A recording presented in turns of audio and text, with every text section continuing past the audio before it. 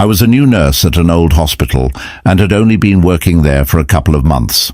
The hospital, with its creaky floors and dim corridors, always gave me a sense of unease. Still, I was determined to prove myself as a competent nurse despite the eerie atmosphere. One night I was assigned to care for Mr. Thompson, an elderly man admitted for pneumonia. As I entered his room, I noticed him staring intensely at the corner, eyes wide with fear. "Mr. Thompson, is everything all right?" I asked, hiding my unease. He turned to me, his voice trembling. "There's a girl standing in the corner. She's been there for hours, just watching me." I glanced over but saw nothing except shadows from flickering light. I told him no one was there, but he shook his head fiercely. "No, she's real. She's been haunting me since I got here."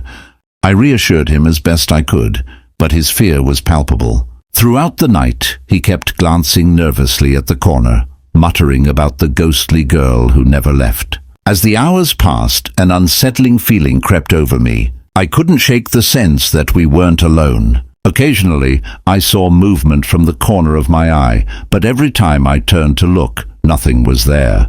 When the clock struck midnight, I went to check on Mr. Thompson again.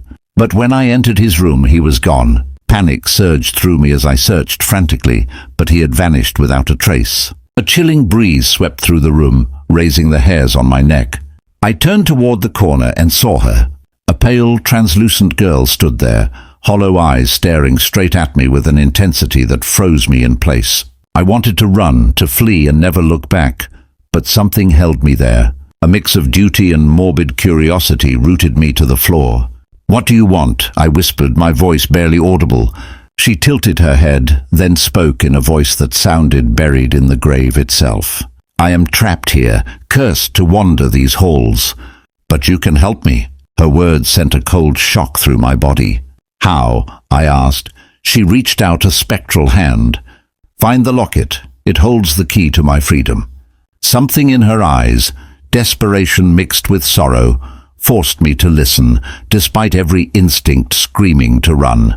She pointed toward the hospital's abandoned wing, a place whispered about in staff rumors. Then she vanished, leaving me alone in darkness. Determined to uncover the truth, I ventured into the abandoned wing that same night.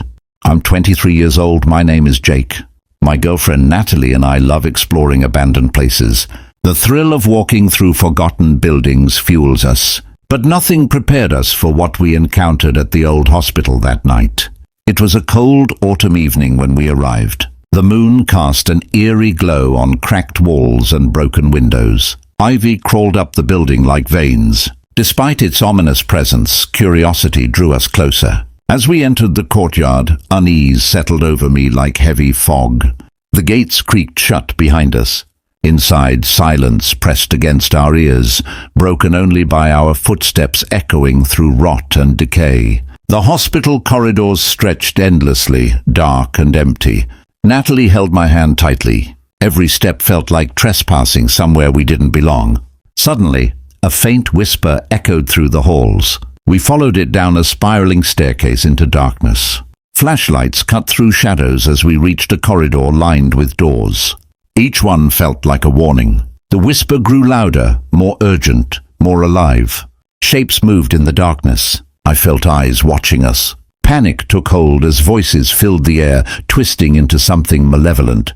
When we found a strange door, the whispers became deafening. It was late when my parents left for the hospital, leaving me home alone. Normally I wouldn't mind, but tonight felt wrong. Darkness pressed in as I watched my alarm clock glow past midnight. Then I heard it, a whisper from downstairs calling my name. "Tom?" My heart stopped. I listened as the sound echoed again, closer this time. The house groaned softly as if breathing. Against my better judgment, I went downstairs. The whisper called again. I entered the living room and saw a figure by the window. When I turned on the light, it vanished. Just a coat rack swaying. Relief washed over me, until the whisper hissed behind me. Panic hit. I ran for the door, but something cold grabbed my shoulder. I spun around. Nothing there. Then came a low growl from the darkness. I called my parents, hands shaking. When someone answered, it wasn't them. It was the voice.